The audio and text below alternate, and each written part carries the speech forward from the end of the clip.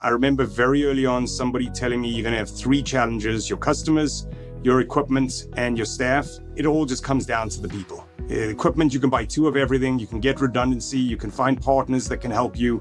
Customers, there are lots of opportunities. You got to go out and find them. The real challenge is the people that are going to execute, that are going to live your dream and convey that message and deliver that customer experience to the customers to make them want to be raving fans and keep coming back.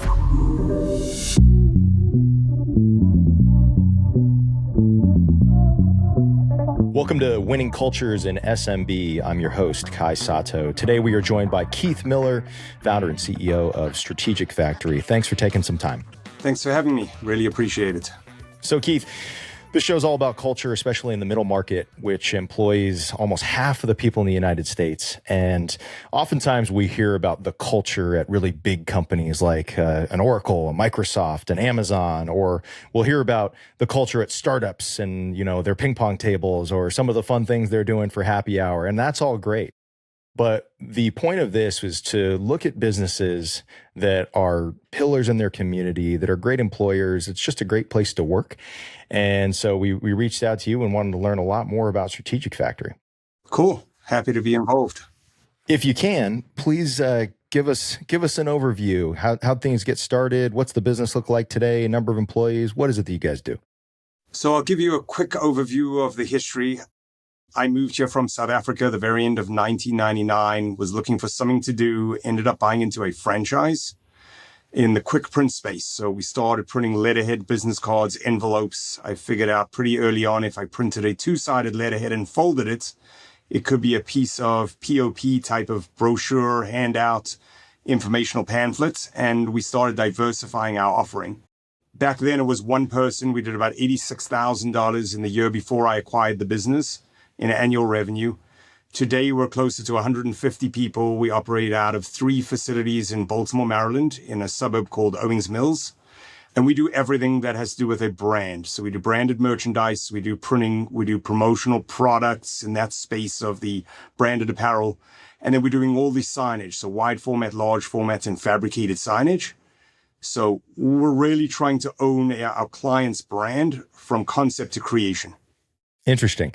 And before this, did you have any experience in this area? How did you develop the skill set? How did you really get going when you got to the U.S.? No, I went to school. I ended up studying electrical engineering. Back in South Africa, I was in automotive electronics business.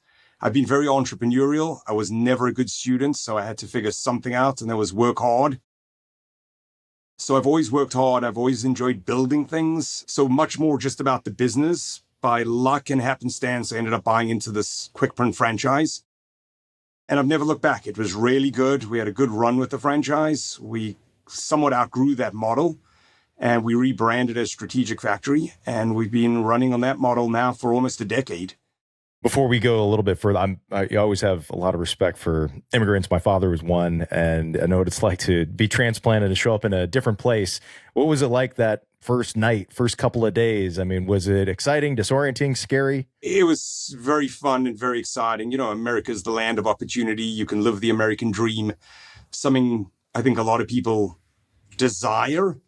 I think it only probably hit me about 3 months in when I went to the supermarket. I tell the story of having to go buy orange juice and milk. And long story short, get to the supermarket. I'm looking for orange juice and milk. And in South Africa, it's super simple. 2 orange juices, 2 milk. Orange juice is with or without pulp, and milk is skim or full cream, and you're done. And here there were like 50 different variations of each, with calcium, no calcium, different containers. It was just completely overwhelming. Everything's in the imperial system here versus metric. So it was just challenging. You learn an entire new culture. And I joke about that a lot, but that's the reality. It just hits you and you got to kind of either figure out how to get through it or around it. You got to get to the other side. So did you go home with pulp? No pulp? Did you get it right? I got one of each just in case. It's fascinating. When we travel abroad or things like that, it's always humbling, at least for me. And I'm excited about it, but then I'm also quite grateful to come back to the United States where things make a little more sense to me. Sure. And now they make sense to me. It's been 26 years. I mean, I kind of understand how it all operates, but it's still overwhelming in a lot of respects. I'd hope so. Otherwise, some of the branding stuff might come out sideways. Exactly. So back to the business. Can you tell us, some of these early customers, how'd you get off the ground? Did you have to make any tough decisions, or was it just, smooth sailing from the beginning? I don't think anyone that runs a business will ever say it's smooth sailing. It's pretty rocky sailing a lot of the time, and you just have to persevere. I think that we were very fortunate in the store I bought. There was a distressed franchise. I couldn't afford a new stand-up franchise, which truly was a blessing. Because I knew nobody, I had no network. There was several, I want to say almost 20 odd years of business that had moved through that store. I re-alphabetized every piece of paper I could find, every file I could find, and I literally started at A and worked through to Z and went and introduced myself to every client and started generating business that way. Minuteman Press was the franchise, and they put a rep in our store as our field rep to help us get up and running. And I don't even remember the yellow pages, but it's this thick directory. I don't think it would be that thick anymore, but it was pretty thick back in the day. And I remember him dropping it on the counter and saying to me, these are all your customers. You could start at A and go to Z, and every one of these people can and should buy some of your services. So that reality kind of just drove me to try to get in front of as many people as I could to do business. Incredible. Do you remember some of the early wins? Any yeses that really stood out, or things that, put some wind at your sails? Yes, without a doubt. I mean, I'd call on people, I'd get opportunities. I remember getting one opportunity that was way bigger than anything we had ever done. I ended up landing that job by luck and chance, but I was super perseverant. But it was, I believe the job was almost $65,000. When the year before we had done $86,000 in the entire year. So in one day we did $65,000 in sales. And that was just a game changer for us back then, to think anything was possible. Just got to get into the right rooms and speak to the right people. That's so cool. And you were doing it all. Did you have other people on board? Were there some key hires that you made pretty early on, or not yet? When I bought the business, there were two people, the owner and an employee. He left shortly after we settled. She left probably 6 months into it. We just didn't see the world the same way. I was trying to go fast. She was very complacent. And then we started hiring from there. I clearly couldn't do everything, so I figured out what I was really bad at. And I made a hire to replace whatever I was not good at. I'm actually colorblind, so being in the print industry back then was a disaster. So I figured out very soon I had to find somebody that could see color. That's too good. Yeah. All right. We've got the colorblind print master. Perfect. It's worse. I was an electrical engineer before, and they would cut the red or the blue wire. I'm like, they look the same. Should I cut them both? Neither. Thank God you weren't one of those bomb diffusers. Exactly. All right, perfect segue, because clearly you bought a distressed business that, they had a culture. And so you go and take this thing over. Fast forward, or even start there, but what's Strategic Factory's culture today? How is it formed? How has it evolved? What makes you guys tick? What makes you different? I think what makes us tick truly is our people. I remember very early on somebody telling me you're going to have 3 challenges: your customers, your equipment, and your staff. Honestly, I mean, it all just comes down to the people. Equipment, you can buy 2 of everything. You can get redundancy. You can find partners that can help you. Customers, there are lots of opportunities. You got to go out and find them. The real challenge is the people that are going to execute, that are going to live your dream and convey that message and deliver that customer experience to the customers to make them want to be raving fans and keep coming back. So we developed a culture of can do, will do, happy to, which really speaks to who the people are that we look to hire. And we have a saying that no assholes allowed, where we will not hire somebody that fits that build. And we remove people if they exhibit that behavior. And we push very, very hard on a positive culture. So we run on EOS, where it's right people, right seats. And that culture is all about the right people. Other than getting someone who could see color, what were some of these key hires as you started to scale? Was it more in the shop? Was it more on business development? We always think about, you're either making something or selling something, right? And so what did you need to do to further offset as you started to scale? You bring in this big $65,000 customer. What were some of those early momentum points? I think it was the making something, because I felt like my value was not in the making of stuff. It was back then way more of an art form. and I needed people that could see color. I was personable. My accent got me into a lot of doors where people would give me a chance. I was young. So it was truly just going out there and networking, which worked exceptionally well. It helped me, again, I knew very few people. So getting out there and being forced into these environments was good for me in everything. It just helped me build my network and understand how to drive the business forward, meet customers, meet vendors, just meet friends.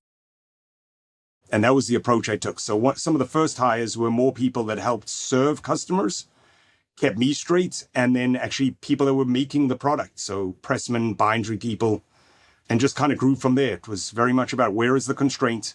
Can we hire through that? Back then, it wasn't so much about technology. It was all driven by people. Can we hire the right people to help us get through that? And if so, let's try to hire the best people we can so we can keep moving forward. How were you even finding these hires? Because this was pre-LinkedIn. Classified ads in the newspaper. Got it. Yeah, we always think about how, and we steal this blatantly from people who are way better at it, but it all comes down to your people taking care of your customers, right? Do you create a culture of customer centricity? And imagine we're a restaurant, right? Like Danny Meyer. And even if we want to take care of all of our customers, one person can't do it, right? Keith, colorblind guy, can't take all of them, and Kai can't help at all, right? And so how do you get the right people to take care of your customers, to really care and to lead with, empathy and passion? And so trying to do that at scale is really what makes the business tick. And if you have the right people taking care of the right customers, you've got a great business. Without a doubt. So have you ever made some bad hires where there are some people you had to get out of the business? What's that? Because I think it's, we always talk about slow to hire, quick to fire, but we've all probably worked in environments where you knew that some people didn't fit, and it can be awkward and frustrating. Yes and no. I mean, I feel like I'm the eternal optimist. I generally want more for people than they want for themselves. So, and I don't believe that people are inherently bad, or at least the people that we were trying to meet and talk to. Some people just weren't right for the organization because the organization wasn't right for them. And others, we weren't ready for them at all. I mean, there was a timing issue where they were trying to bring something that was too mature for where the organization was in that time. So some of those just didn't work out because of bad timing. But sure, we've definitely had the employees that have been on our team and have stolen from us. And we've had team members that have got into really disrespectful arguments and fights, or all of that type of stuff. I mean, I have horror stories over 26 years of the hirings and the firings that I think most people don't experience and don't really understand the challenge of that. But at the same time, for every bad hire, we've made multiple good hires. So it's all about just finding the right people at the right time that fit your culture. And as our culture has matured and grown and become way more deliberate, we're way more deliberate in that hiring process of trying to find the people that fit it. But the person you interview isn't always the person that shows up. So we work really hard in the first 90 days to try to ascertain, is the person that we interviewed the same person we're hiring, and can they execute on what we're asking them to execute on? I will make mention in our culture, can do, will do, happy to. The only one that's negotiable is the can do. And that really is that trusted advisor approach and having the skills to deliver. We'll help you hone your skills, develop your skills. But I can't help you with the will do, which is the ownership, the commitment, and the follow through. That's on you. We'll meet you halfway. We can give you reports. We can help you understand what's important. But you really have to own the will do. And then the happy to is your attitude. It's contagious. It's all about teamwork. And we need people that have that positive, contagious attitude because they infect the bunch. And we want that kind of positive culture. We deal with challenges all day, every day, in and out of the office. We can't have that ruin everybody's day every day. So rather than it being a problem, it's an opportunity. And there's always a solution. Let's find it. Let's put all of our effort and energy into the solution, not into crying over the spilt milk, and just keep the organization moving forward. Well said. And you never really know until you're in the foxhole with somebody, right? It can go so well in the interview process. They can have great references, but you just don't know until you start to assimilate people into a team, and it's noticeable. I come from a sports background, and we always think about, how do things work in the locker room? How do we apply it to the boardroom, right? And we want as much of that candor as possible. And the crazy thing about sports is you see it on the field. you either get your ass kicked or you win, right? So it's kind of, and you get that feedback, or someone's not passing, or, all that type of stuff. But we try to take that and bring it into the organization as much as possible. And then a big thing for us is self-actualization. And we always just kind of blatantly steal stuff from others that we think do it better. But like Koch Industries, right, started as a $21 million company. It's now, one of the largest private companies in the world. And a big part of their ethos with employees is self-actualization. Are you, by working here and being a part of our community, are you becoming what you're supposed to become in life? And that's a big thing for Andrew and me and Malalo, and what we try to impress upon all of our companies, because if you're not, life's short and valuable. We want you to go do something else that can be more meaningful. We want you to love what you do every single day, because, we try to bring that mentality. Keith, you've talked about how things have matured, and tell us a little bit about Strategic Factory today. How do you onboard new employees? How do you celebrate anniversaries or milestones? What's it like as this process has matured and you've learned more about it? I think that from the hiring and onboarding process, we're way more deliberate about who we're picking. So talk about the slow to hire. But once we've committed to the hire, we want them to get onboarded successfully. We want to make sure their desk is set up, their technology is all working on day one. We put them through a pretty rigorous onboarding program where they get to meet various people in various teams. Some of the unique things that I do is I do a new hire lunch every month, and every new hire is in 3 of those lunches. And we talk about the can do in one, the will do in one, and the happy to in one. And we really try and instill the culture so people hear it from me. My culture, I need everyone to try and live that and kind of, adopt to that culture. And we do a lot of that celebration. We have a lot to celebrate. We do a lot of great stuff every day, awesome wins. We get NPS scores come in, and if there's a comment about an individual, that NPS score gets shared with them. The entire leadership team is copied in. Everyone's congratulating that person. So, we're very deliberate in our approach. We're also very deliberate in that first 90 days, because while I want to invest in everyone, I don't want to overinvest in somebody who's not right for the organization. So we really try and take that 90-day mark as like a make or break. And if it is going to continue past that, our tenure of our team members is through the roof. And we're very deliberate in removing people in that first 90 days if they just aren't right for the organization or something's amiss. Well done. And you talk about, I think, one of the most key areas, which is the CEO can delegate a lot and should delegate a lot, but people should be paramount, right? And making sure that people who take care of customers are paramount. And what I mean by that, one of my favorite companies is called Nubank. And, they're a $70 billion publicly traded business. And the CEO still does all new employee onboarding, right? Because it's that important. If you want to hear about the culture, you got to hear from the guy at the top, the person who's making the decisions and has to live with the outcomes. And so I think it's pretty terrifying, and we've all seen it. You go into an organization where leadership's somewhat in an ivory tower. And as for us, as prospective investors, that's always a huge red flag, because it really is about flattening the organization as much as possible, but most importantly, that human connection, right? Especially in this era of AI, which we'll touch on a little bit, but how people interact, collaborate is awfully important, and it starts at the top. Without a doubt. Can you talk about your community? You've been in this community for a quarter century. How does your company interact? How does the community impact your culture? What's the involvement like? I'd say we're highly involved. We deal with a lot of nonprofits. We give back wherever we possibly can. We're very active participants in all of their events. We do a ton of networking events. So I would like to think that just about anywhere in our immediate community that you go, you're going to see somebody from our company representing us.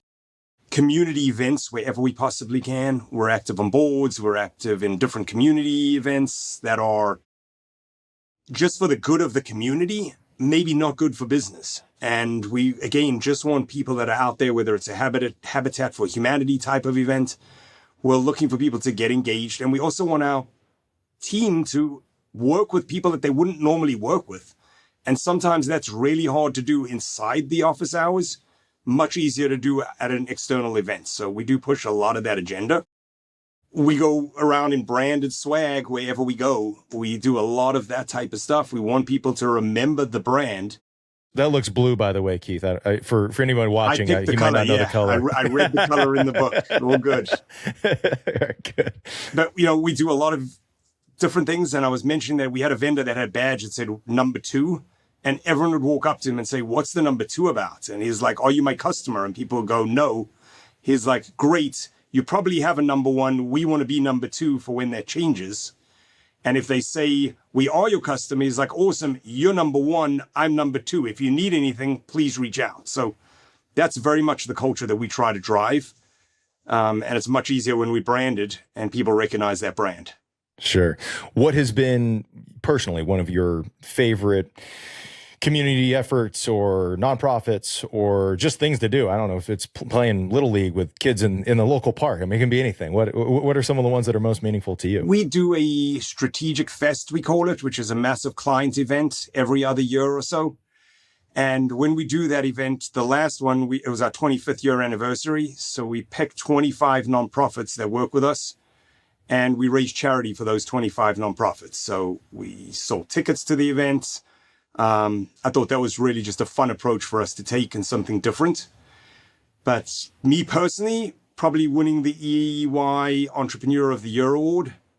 That was very cool. Something fun that I can say I got done, and pretty proud that we actually as a team achieved that and helped me get recognized. So that's a big one. Congratulations. Yeah, thanks.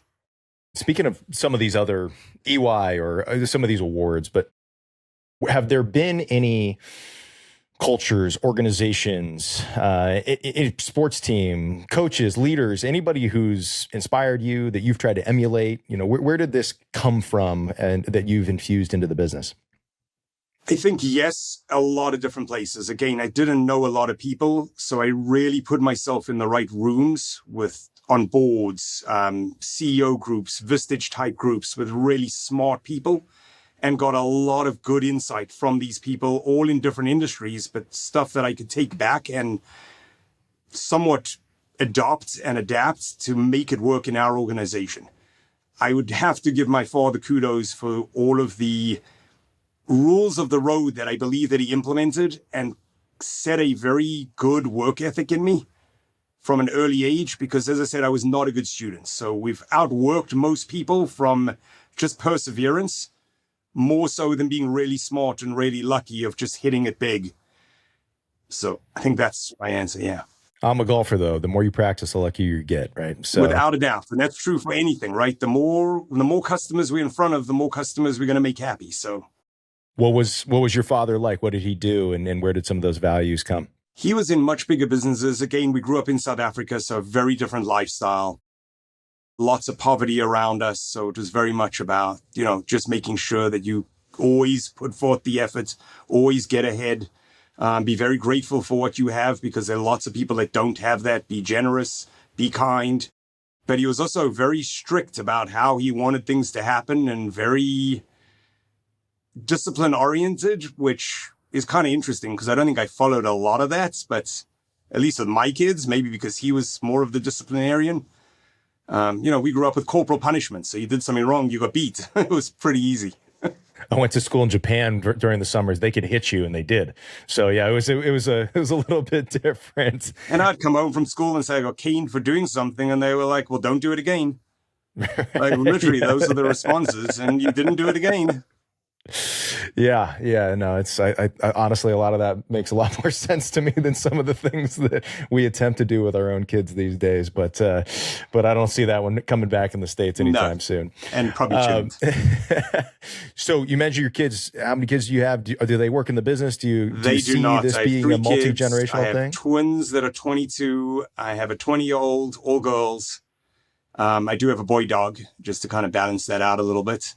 My twins have just graduated from college, and one is back in doing a master's, and my youngest is still at University of Maryland. Nice. So you mentioned dogs. Are dogs welcome in the office? Like, these to me are these little nuances within culture that they might not be on the wall, but they're ever important. Dogs are welcome in the office, not on a daily basis. We definitely have some events, whether it be Halloween and people bring their dogs in, or somebody's really struggling with dog sitting and will bring a dog in for a day. Somewhat distracting, but super fun when they're in the office. So Right. I mean, these are these things like, I had a good friend who headed up marketing at Chewy. And if you didn't have a dog, you didn't work there, right? If you didn't have a pet, you didn't work there. It doesn't make any sense, right? And so we were talking on another episode of Riot Games, the video game company. Like, if you're not a gamer, you don't work there, whether it's legal or anything, right? So just trying to have that authenticity. You could talk about it. I'll tell you, one of the big things, Andrew Sachs and I met on the golf course. Like, golf is a huge part of our culture. It's where we conduct all sorts of meetings, or we try to get together, because it's kind of how we connect. We like to compete at it. We like to talk about it. We meet all sorts of people on the golf course, and it's just a big current that kind of runs through Maaloa, and a big part of who we are, right? And it's always, people either want to talk about it with us or they don't. That's perfectly fine. But, I put myself through college working as a caddy. It's a huge part of my life. And so, it's these little things that we're really passionate about, I think are inevitably part of our culture. And in my opinion, they should be. Sure, without a doubt. I do try to play golf. I just work too much and don't get to practice enough. So, well, it doesn't matter who you are. It's pretty darn hard no matter what. But no, it's a lot of fun and a good way to humble us. So Keith, as we kind of think forward here, 26 years in, very cool 25th anniversary. Where's this business in 10, 25 more years, 50 years, as you extrapolate and kind of look ahead? Our goal is to try to double in 3 years and then double again in the next 3, which would get us to 100 million is our BHAG. And that's where we have our sights set. We won't get that done on organic growth. We'll have to do a fair amount of acquisitions along the way. Just figure out that roadmap. But we've done it many times in the years past, and we did it last year. So if we can get it done again this year and the year after, we'll get to double, and then we'll do it again. Very cool. Very cool. And how does technology, AI, robotics, automation, how does that start to factor into your world? I mean, it's massive, right? I think we already embrace a lot of that automation on our production floor, faster equipment, getting jobs to equipment, hands-free, customer storefronts where customers are entering orders, and those orders directly go to the piece of equipment that's going to manufacture them. So we have a fair amount of that there. I think that equipment will become faster, more automated, move the product to the next stage automatically. We don't make tons of widgets, so everything is custom, which makes somewhat complex automation in that world, but it does exist. I think our biggest opportunities are much more in a lot of the admin type of roles, or the repetitive tasks, sales support, things like that. And I think the idea is, can we use that where we can carry on scaling without having to add tons more human capital? We're always going to need people. There's always the exception. We're very much a people-first culture. It's one of our differentiating factors. But I think that there is a lot of automation that could be added in where we won't have to double the size of a team to do double the amount of revenue. We may have to add 1 or 2 people to that team to do double the amount of revenue, if we can figure out how to truly embrace that automation and that AI. If there's, along those lines, kind of the magic wand question, is there one thing that you'd want to be able to do in the business today that would make it more efficient, safer, anything along those lines, especially as it pertains to technology? At the moment, we're under 3 different facilities, under 3 different roofs. It would be amazing if we could push that all together. We could remove a lot of redundancy. We could capitalize on all the teams that we have. I think we could go a lot faster if we could get that achieved. So that's, if I could wave a magic wand and say that's something I'd love to do. We're trying to work through that at the moment and see if that's even a viable opportunity. And then a massive war chest to go get stuff done. That would always be helpful. Well, that's one of the questions. Have you guys ever taken in outside capital? You done any deals? Have you looked at it, come pretty close, all that type of stuff? We've been offered many times. We've had a lot of people approach us. It's just never been something that we've truly explored. And I think that as we get bigger, it's a reality of what we probably need to look at to say, how can we go faster? How do we put that rocket fuel in the tank? And how do we get outside perspective more than just the money to help us grow? So definitely something that's being considered. Haven't really had the need to get it done, but I like going far and I like going fast. So if we could accelerate that, it's always more fun. Interesting. And last piece, imagine you 26 years ago, or you're a business owner out there, or you're taking over something distressed, or you're grappling with maybe getting rid of someone who's not a fit for your culture. You're trying to design it.